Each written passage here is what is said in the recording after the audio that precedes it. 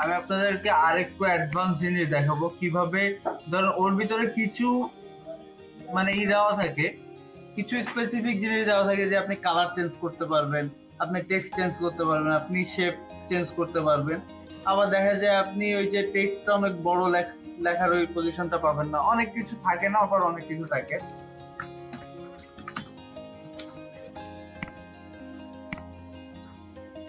তো কিভাবে ওইগুলো আনলক করতে হয় সেগুলো দেখবো আমরা।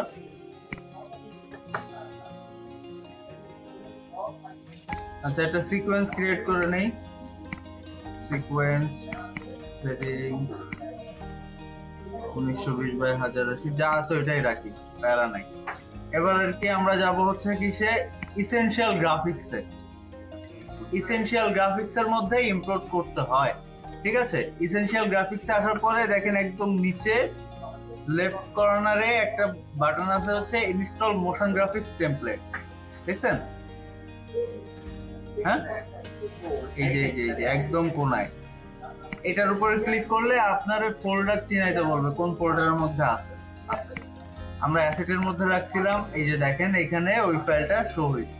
এবার এটাকে সিলেক্ট করে ওপেনে যদি ক্লিক করি, আমার ওইটা ওপেন হয়ে গেছে। এখন এর ভিতরে আমার তো অনেকগুলা ছিল, আমার খুঁজে বের করতে হবে কোন কোন জায়গায় আসছে। এই যে এই দেখেন এইটা লোয়ার থার্ড 08। আমার এই ফাইলটার নাম কি ছিল দেখেন, মিসকিট 32, কিন্তু এর নামটা এখানে কি আসছে, লোয়ার থার্ড 08।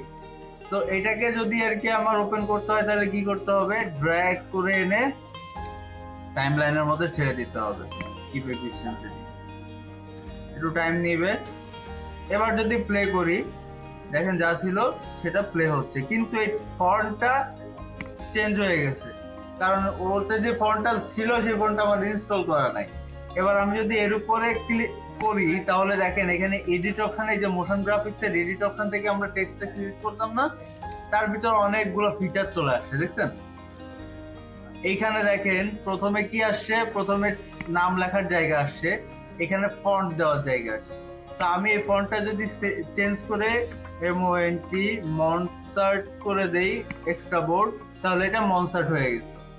আমি নিচেরটাকে ওইটাই রাখি। এখানে যদি আমি এখন নাম চেঞ্জ করি, যে IT